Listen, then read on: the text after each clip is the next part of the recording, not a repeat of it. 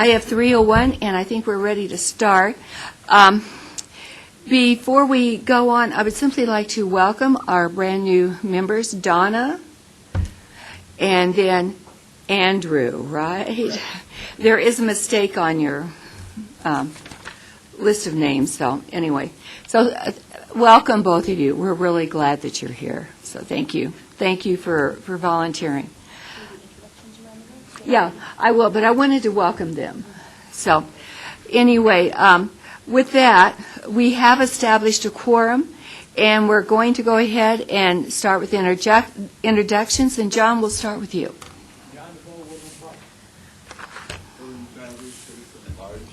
Julia, League of Women Voters. Donna Wood, NEPSA. Terry Hayes, Tri-Lakes Chamber of Commerce. I'm sorry, no, I'm not. I'm Town of Monument. I got to remember which hat I'm wearing right now. Jim Moore at large. Bill Bowles, Park County. Aubrey Day, at large. Roy Rosenthal, Manitou Springs. Ann Esch, Green Mountain Falls. Kim Muchler, at large. Andrew Ediger, at large. Jessica McMullen with PPACG. Tim O'Donnell with Kono. Sharon Brown.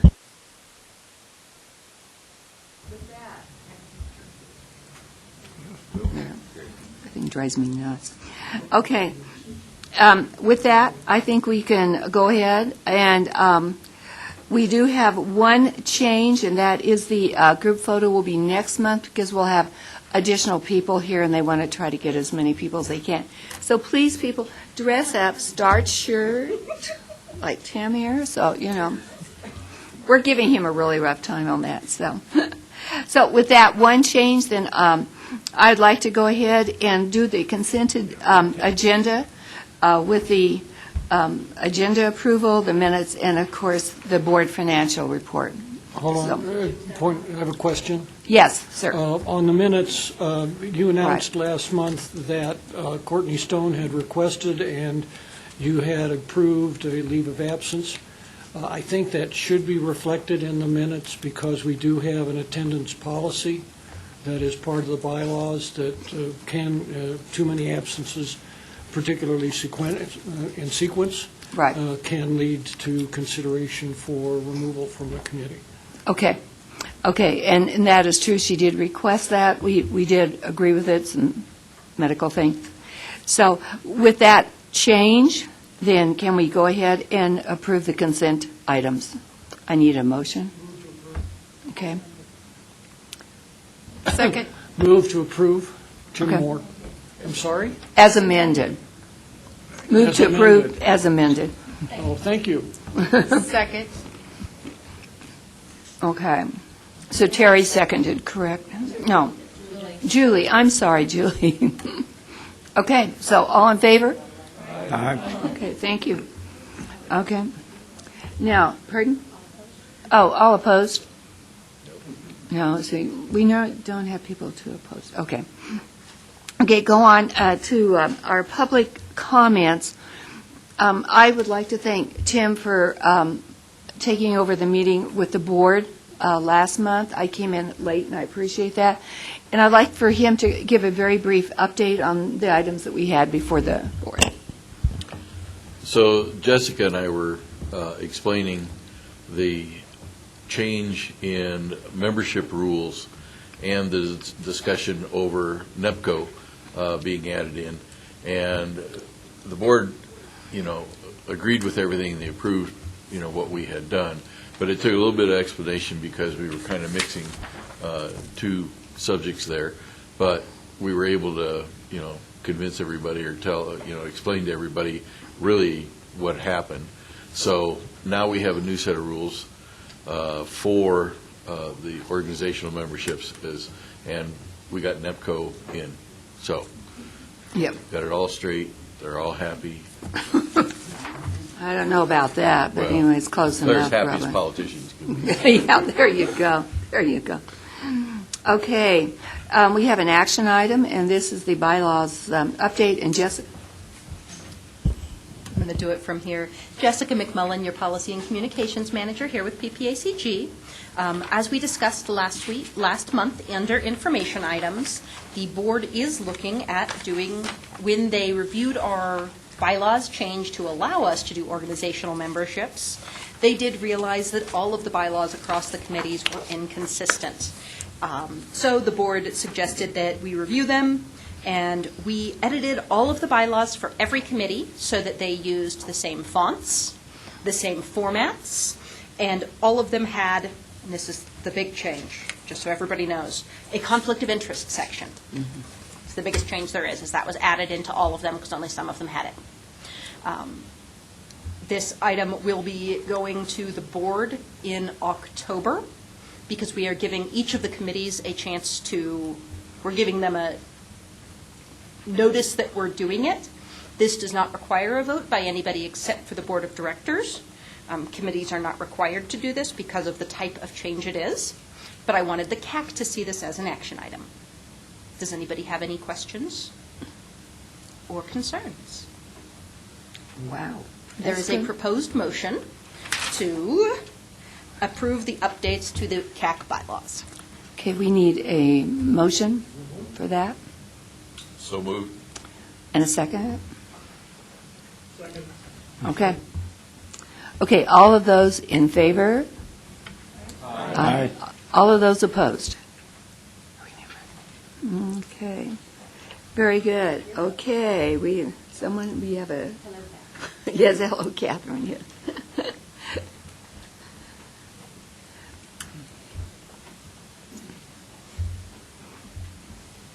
Since you were going to give your report from there, I thought I would hide behind the post and then kind of whisper, but apparently that isn't appropriate for the video. Hi, my name is John Leosatos. I'm the Transportation Director here at PPACG, and as you can tell, I am not Catherine Wenger. She took ill this morning, and I said, go home, get out of here. So I will do my best to handle these items for you. The first thing, I believe, is we have the TIP policies and procedures. Now, for the two new folks, when I say you've seen this before, I'm talking to everybody else. You two have not seen this before. But for those of you who are on the committee, last month you've seen this item once before. We typically, again, for the new folks, we typically try to take things through the committee once as information, make sure that we're gathering comments, and then we'll bring it back through the second time as an action item. So, been through once. This is the second time to be the action item. So hopefully at the end, we will receive a motion to recommend approval, and it will move on to the Board of Directors. The version that you saw last month is identical to the version that is moving forward, with one exception. At the last Transportation Advisory Committee, or TAC meeting, we had someone come back with, the way the policies and procedures are written, we're a little concerned that CDOT could make a change to a project that has a great impact on a local roadway project or a local situation, and then not have to go through any sort of process, and then can go ahead and just do a administrative amendment.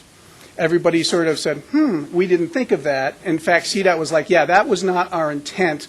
Let's change the wording. So the wording got changed to make sure that even CDOT projects still have to sort of go through an amendment. In fact, I believe they pretty much changed it to most every CDOT thing now will have to go through the amendment process, and limits severely the amount of administrative amendments that CDOT can do. Again, it's not that we're picking on CDOT. It's, again, because they have a transportation commission that approves their projects, and they have this other thing. They could go through this process without, again, having any sort of notice back to the local. So again, CDOT, being good partners, said, yeah, that's not our intent. Let's make sure that we add that. So that is the change from what you saw last month. Hopefully, again, you're okay with this, and we can look for a motion to approve. But I'm happy to answer any questions that may have come up since the last time you saw it.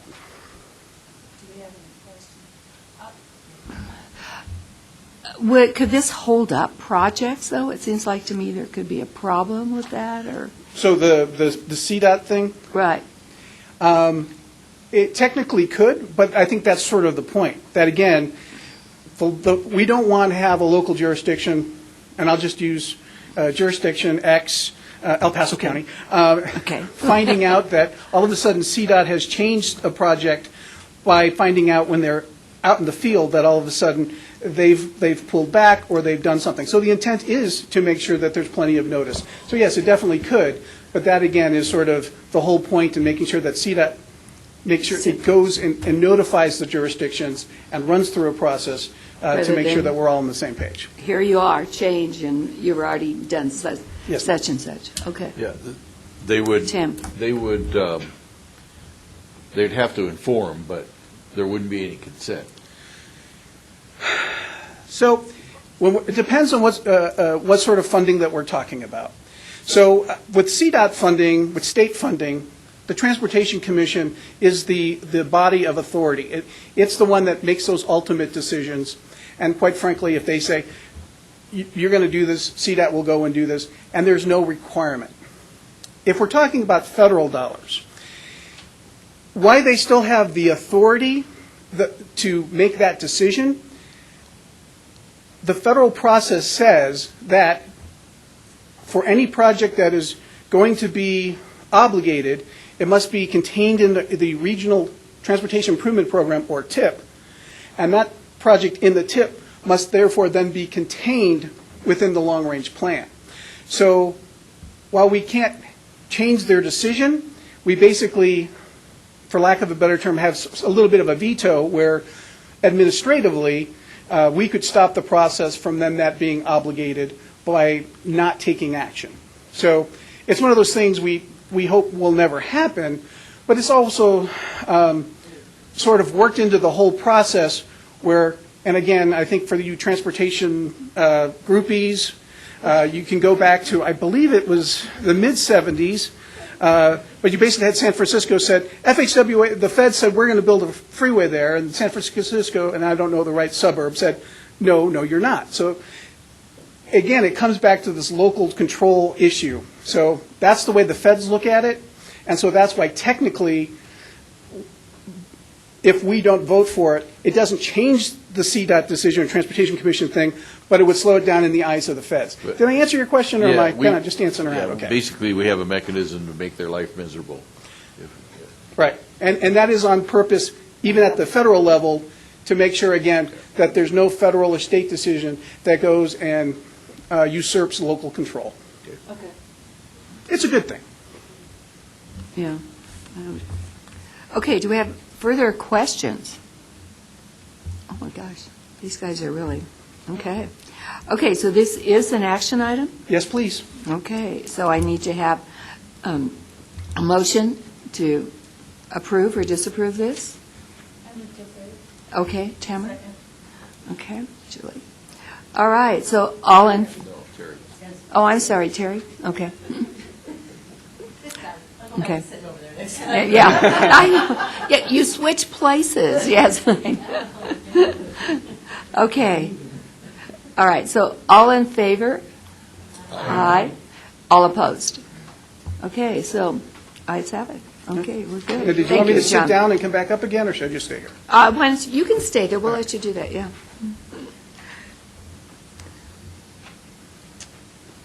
Oh, and so then moving on to the next item, we've got, this is an information item, 2045 draft with committee comments. So again, for those of you who have not just started, but those of you who have been here for a while, over the last 3 or 4 months, I believe, Catherine has been here giving you sections of the long-range plan. So I think we took 3 different groupings of projects and said, hey, we want to get everybody's input. And the reason for that is once we go out to public comment, that's when we still can make changes as part of that public comment. But the idea is that we want to go to the board and make sure the board is copacetic with what is in the document.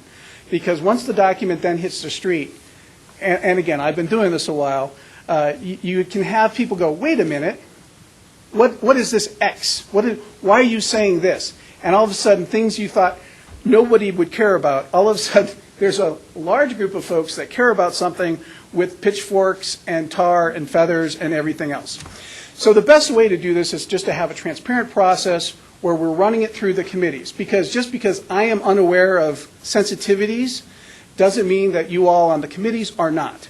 So it's that sort of process by which you can read through it. Hopefully you've had the time to do that and say, yeah, in Chapter 12, you say X, and that probably isn't a good way of putting it. You should probably say Y instead, or, by the way, this particular group is very sensitive about this, you should reword it, that sort of thing. So the idea is to make sure that before it goes out to the public, the committees and our board have an opportunity to look at it. So that's what we're doing here, is again, you've had the individual sections, now you have the complete document. Eventually then, the complete document, I believe, will go to the board, they'll approve it, and we'll have open houses in October. In fact, Jess, I hate to do this to you. Well, I don't know how, you don't seem to have a lot on the agenda. If you like, can you call up Catherine's presentation from the board? It's got the, from the Board of Directors meeting, and it's had the schedule on it? The public comment period will be October 10th to November 8th. We will have online opportunity to comment during that entire period. There will be in-person open houses on October 15th from 4 to 6 p.m. here at PPACG, and another one on Saturday, October 19th from noon to 2 p.m. at the Sand Creek Library. Yeah. So, and again, I guess the real question, because I wanted to double check if we can, is the draft coming back again to this committee, or because it's still draft, they see it once, then we go out to public comment and they'll come back again? Will this come back to these folks next month or in like 3 months, I guess is my question. Not next month. Okay, so it'll be 3 months. So what we're looking for now is to say, yes, this is cool, the board will look at it, it'll go out to the open houses, we'll get those public comments, and then we'll come back through. Can Okay. we zip to number 5? And while we're zipping to number 5, you have a question, Madam Chair? Yeah, Jim has a question. In the memo in our packet, it shows today is a discussion about review, and then in September, we act on it, making Right. a recommendation. Yeah. I mean, I'm just My reading what was apologies. presented. Yeah, no, to- that's fine. And the item we will see next month is the allowing them to release the executive summary and the draft for comment to the public. Yeah, we haven't, I don't think we've had a chance to see the executive summary yet. Have we? Yes? Okay, I know the chapters have been batched out, but. The executive summary was in there, well, I For believe. those of us who may not have read the entire thing, there's one more opportunity. I cannot imagine. But yes, the executive summary, that being said, again, it's the process where, at this point, we're not approving the final document, we're approving the draft to go out. So if we're good with approving the draft, then it goes out for public comment. So you're going to have another look at it. So if you haven't had a chance to look at it, you still can, and you can still make comment, and we can still make corrections. Do we have other comments? Okay, go ahead, don't you? Yeah. Oh, looks like. Yes, okay, Aubrey. Just a quick, simple comment. The breakdown of major changes that Catherine provided in review was really helpful. Oh, good. And I hope that will be considered for future processes. Will do, thank you. Good. Any other comments, questions? Okay, John, you want to? All right, so we'll move on to the next item, which is the fiscal year 21-24 Transportation Improvement Program schedule and allocations. So within the memo that you received, and again, this is the first time you're seeing it, and I believe that, again, the schedule should hold consistent where you'll see it again next month for approval, goes through, as we go through our TIP process. And again, for those of you unfamiliar with it, federal regulations basically says if you have over 50,000 in population, you need to have a Metropolitan Planning Organization, or MPO, that does regional transportation planning. Two of the products that an MPO does is the long-range plan, which we just talked about, the draft, and then the Transportation Improvement Program, which is basically the capital program for the region that is using those federal dollars. Projects in that Transportation Improvement Program, or TIP, must be consistent with the long-range plan. So, what we're bringing to you here as the TIP is the memo of how the process by which we're going to develop that document. So you see that we've got on there, she's got the schedule where the funding allocations will be announced to the jurisdictions. We'll have the adoption of the schedule. The application document will be released. We'll do a workshop to let the jurisdictions know how the process will work. We'll then open it up for them to then give back the applications. The applications will be due by November 1st, and then we will go through a workshop to prioritize the projects. We'll go through a public comment period. There'll be the committee review, and again, you will all be part of that committee review process. And then in March, we will go through to actually approve the document. And just don't want to make sure that I'm not skipping over it. Right above that sort of schedule overview that I just ran through is the funding amounts that are available. Now, to be practical, these are the amounts that are available. So you as a committee could say, I'd like to make a motion, we add $3 billion. Well, that's nice, but the money's not actually there.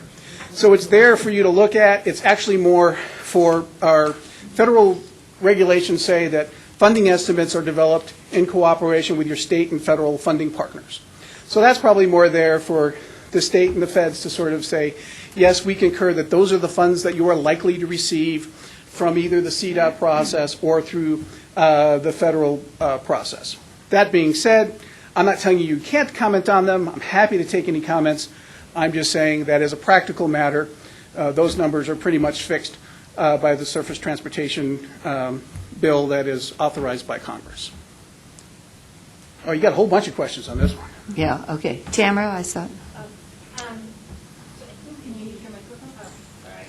I think we've done something like this in the past. Is it significantly different? I'm not seeing other than maybe the last bullet item. I'm not familiar with that one. Is that a new item? So, first, correct. This is the way it's been done in the past before I got here. So we just, Catherine and I kind of looked at each other and said, oh, well, this is a different way of doing it, not something I'm used to. But that being said, we figured, you know what, we don't need to change everything. If this is what people are used to, let's go ahead and do it. So my understanding is that, yes, this is the process that has been used in the past. And as far as you said, what's different? Yeah. What part? The other bullets seem familiar, pretty familiar, but the last item I don't remember, and it could be my memory. The 5% of up to, any project does not exceed 5% of the program. Oh, the small projects? Yeah. Yeah, that was actually something that was in there before, and we asked if people wanted to continue to do that. So, yeah, I think that the idea behind that is, again, with 9 different jurisdictions within the Metropolitan Planning Organization, not the full 16 within the Council of Governments, you do have some smaller jurisdictions that obviously are not going to be able to do huge projects. So I think that was one of those questions of equity. I will say is, again, someone who's been doing this a while, there is a lot of heartache and cost that goes in with the federal process. So at some point, you're taking if you're paying $400,000 for a federal project, you probably could do that project for $250,000, $300,000 of other funds. So there's some trade-off there, but I think the committee is, at least the TAC, by them recommending that, is committed to make sure that there's some sort of jurisdictional equity and the smaller jurisdictions are treated fairly. Did that answer your question? And you had another one, Madam Chair? Yeah. This is really a stupid question, but MPO is, what did you say, Metropolitan Planning Organization. Okay, and then you mentioned jurisdictions and entities. Who are they? So I probably use jurisdictions and entities pretty interchangeable, but the jurisdictions of the, do we still have the PowerPoint up? There's a map that I can use as an aid to help me remember all the names. So the jurisdictions within the Metropolitan Planning Organization, if you go to that one, please. So this is, the green is the Council of Governments area, Park, Teller, and El Paso County. Within El Paso, and a little bit of Teller, that is defined as the urbanized area that is the Metropolitan Planning Organization as designated through the federal process.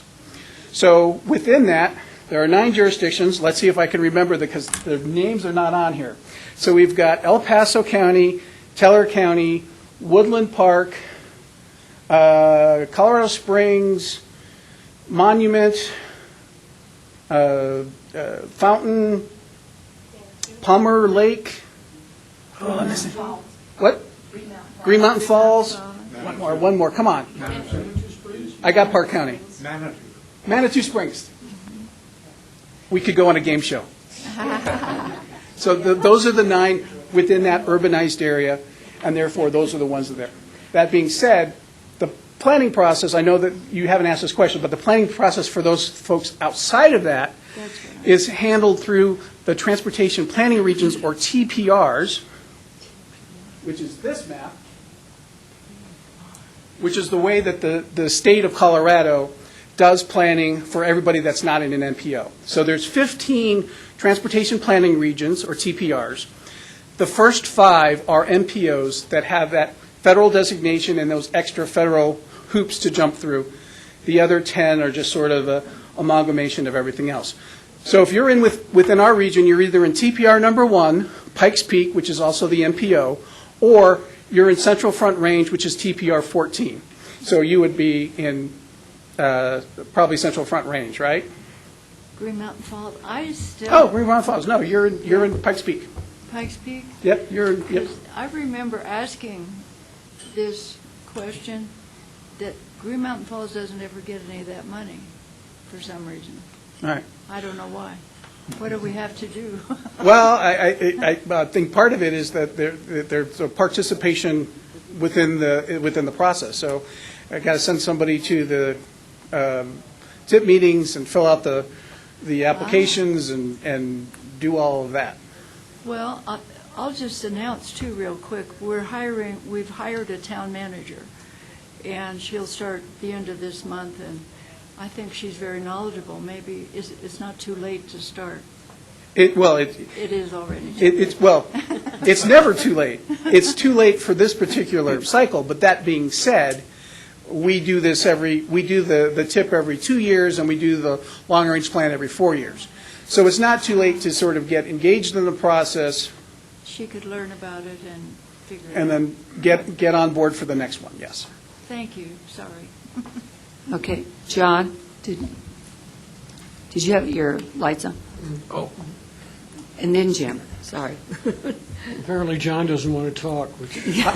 I don't. Okay, you Jim. guys keep asking me questions. Oh, wait, wrong John. Probably Sorry. I should take that advice, too. A couple of thoughts occur to me for the newer members, and just kind of a reminder to myself that we did see and discuss the long-range plan some months ago, and also reviewed and developed the criteria that are going to be used for evaluating the projects. Am I wrong in either one of those statements? You were not wrong in either one of those statements. Oh, bless your heart. That's why I come here. I'm interested, a thought occurred to me as I see the amount of work that's being done in the region. Is there an entity that is involved specifically with the responsibility for coordinating timing on projects or deconflicting projects in particular areas? If I understand the question correctly, because I'm actually familiar with that concept from where I was before, it is rather frustrating for the traveling public when all of a sudden you have 3 different jurisdictions all doing a project in the same area. So you try to take the detour from one project, and then you run into the other project. So we're talking about that coordination. And quite frankly, my professional answer is I don't know. I know that it takes some coordination to do that, and you have to get those folks together, and that's usually on not a regional planning level, but more of a operational level. Those folks that are responsible, those traffic engineers that are not looking out 25 years in the future and doing planning exercises, but they're actually doing today's work. Those are the folks that have to get together and coordinate. And quite frankly, in the 15-plus months that I've been here, I am not aware of any group that gets together and does that. That being said, I could be wrong, right? So maybe there is a group that does that, and I'm just unaware of it, so I don't want to tell you something that's wrong. So that's why I'll stick with my pattern answer, I don't know. When do we go through the prioritization exercise? So the prior... Yeah. I thought that Jennifer Valentine would have brought those projects through months ago, because we've already gone through the prioritization exercise. And I could have sworn she was in front of this committee, because she went through the other committees and she went to the board talking about the draft project list, which was that, so. Okay, good. Yeah, I think she did, especially when we were going through the drill as to what we would do with state money if it should fall off the budget table up in Denver. Right. Because at this point, if of the four-year planning, of the four-year process to put together the long-range plan, we are in the home stretch. Oh, not the long-range plan. The long-range plan, we are. No, I was talking about the TIP. Oh, the tip, I'm sorry, as far as the Yes. the actual agenda item that we're Yeah, actually one. talking about. The one Oh. we're on now, right. Yes, so, let's see, I believe that the project prioritization workshop will be in November, so I think you'll start seeing those in January. Okay. Sorry about that. Okay. So this may be unrelated, with the PPRTA 3 coming out in the next, is it in 2 years, a year? Are we involved in that process, or is that just PPRTA? So if I understand the question correctly, are you asking if the CAC is involved in the PPRTA process? Yeah, the project list prioritization. We are not. That Okay. is, PPRTA is completely separate from PPACG. Okay. In fact, I believe they have their own CAC, Yeah, correct? they have They do. that. Yeah, okay. I'm on that CAC. It's too bad they Yeah. You would have one less meeting. Yeah. Yeah. Anything else anybody ever wanted to know about transportation, as long as I'm here? All right. Okay, I guess speak now or forever hold your peace or something like that. No, actually, I'm happy to answer any question anytime. I can come back next month. You can call my office, stop Okay. in, say hi. Okay. Bring snacks, though. I like Yeah. cookies. Yeah.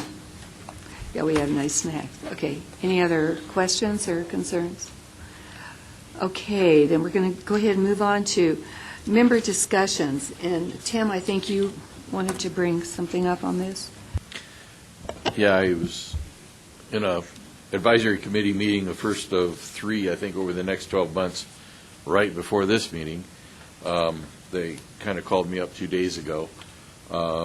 There's a North Nevada transit connectivity study going on, and what they're really looking at is transit options for running up and down Nevada from the current bus terminal right now all the way up to UCCS and the shops at UCCS, whatever, university shops up in that area. So they're looking at a bunch of different options, everything from light rail to buses and how often the buses should run and all that kind of thing. So it's just know that there's somebody looking at that, and I believe it's being driven by RTA. So they're the ones primarily trying to see what they want to do with that corridor. So, but it's just going to be limited to that corridor, nothing else. They're currently running there now. It's because the buses run up and down Nevada, that far up. Yes, I believe they do, yeah. They do. Yeah. So this is what, an expansion of that? Yeah, it'd be an expansion, Okay. a dedicated transit service just for that. And it could be everything from light rail to who knows Okay. what. 'Cause that's getting busier and busier there. Yep. No, it was just before this one. So I was there on behalf of the Downtown Residents Coalition, but I saw 4 other slots that I was filling, so. But I only got to vote once, so. So, sorry, Julie, I am from Chicago, though, so. Not often. Okay, member discussion. Then I don't know if this would go under member discussion or items for the next CAC meeting, but there is a discussion. We could have someone come in and talk to us about the bear-proof trash cans. And I know they're really looking at it on the west side of I-25. In the Fountain Valley Nature Center, we already have an animal proof. I'm not sure, I think the Nature Centers definitely have it. And I know when I was in Juneau, Alaska, I thought, oh my gosh, it'd be easier to get into Fort Knox than it would be to get into those trash cans. I presume that all the residents in Juneau are required to have them. But anyways, it's something that we would like to see, even those of us who are living on the east side. I know I would, but kind of how do the rest of you feel? I think Okay. that would be helpful. Green Mountain Falls. Mm-hmm. I'm sorry. Mhm. I interrupted you. There is an open house regarding this, and I'll send the details on that out to everybody on the CAC, so that those Okay, who are so that- interested can. Mm-hmm. That way it is not a CAC. Just a little bit Go of ahead. overview. The city council was looking at two options. Number one, you could not put your garbage out before 5:30 in the morning. I don't know how you enforce that. Or you had to get the bear-proof container. And I think they came down on the side of the bear-proof container, which all the, like Best Way and the rest of those guys have, because they have to pick them up and they have to still be able to dump them in the truck.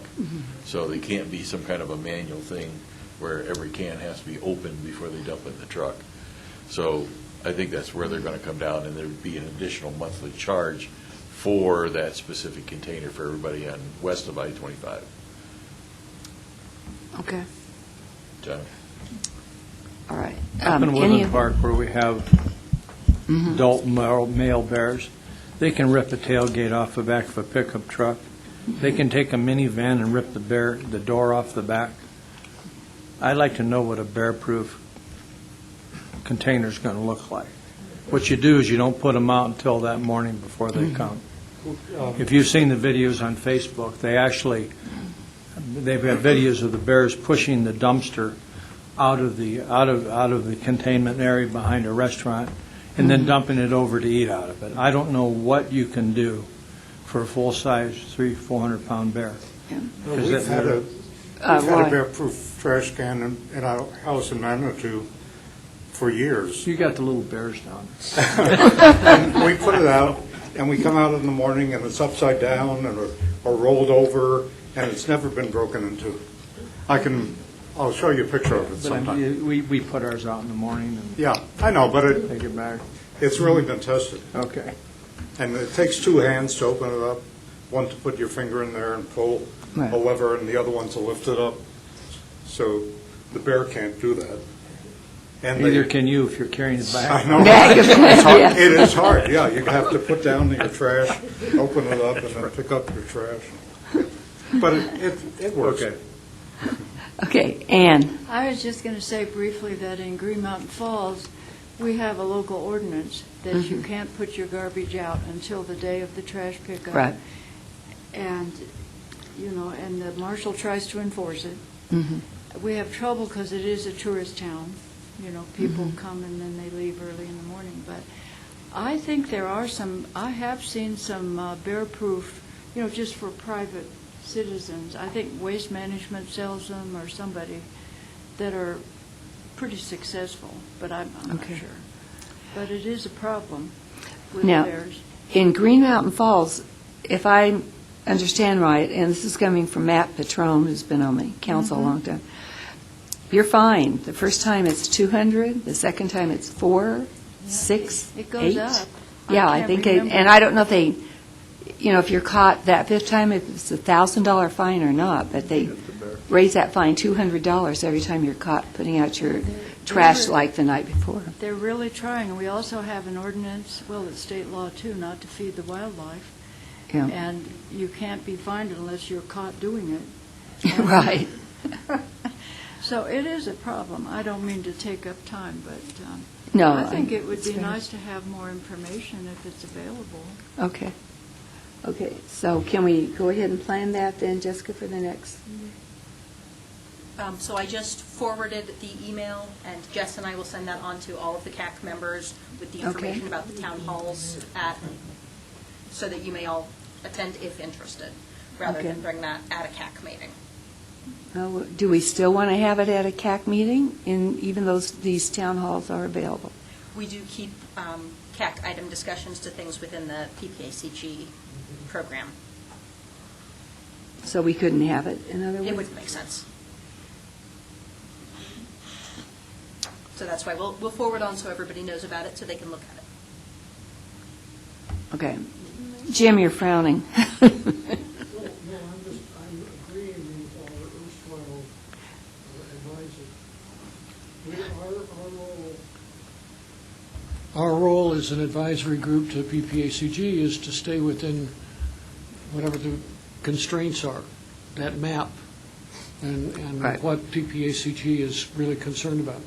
They don't have anything to do with bear-proof trash containers. And in my neighborhood, we use bungee cords, but I still don't put my stuff out until 6 o'clock in the morning. Morning, yeah. Yeah. Okay. Okay, Bill.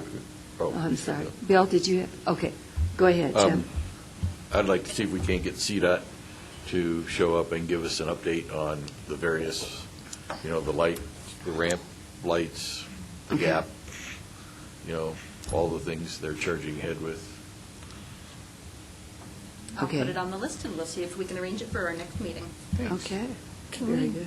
on that subject, can we get some safety or some information on traffic accident counts and just kind of that data as well? Because I'm hearing rumors of 3 accidents a day happening, and I just want to know if those rumors are correct. In or the gap? At In the the gap. gap. Yeah. So if we can get some of that data presented, that would be great. So if we understand correctly, I know I'm not near a microphone, so You're all right. I'll protect.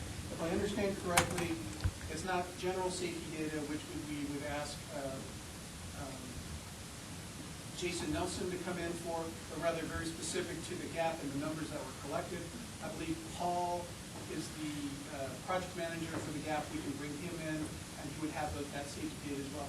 Because I think at the last Board of Directors meeting, he did touch on that. And that was the thing of saying, well, what do the numbers say as far as accidents per day before and after? And I think he had touched on there's not enough data at this point, or enough data points to make any sort of conclusion. But from the data that they're gathering, there might be, a trend that we can chat about. But again, that would be up to CDOT to provide and give you the caveats behind the data. So we can definitely ask Paul this good time. Okay. Do we have other items that we'd like to see? Do we have other items that we would like to see as our next CAC?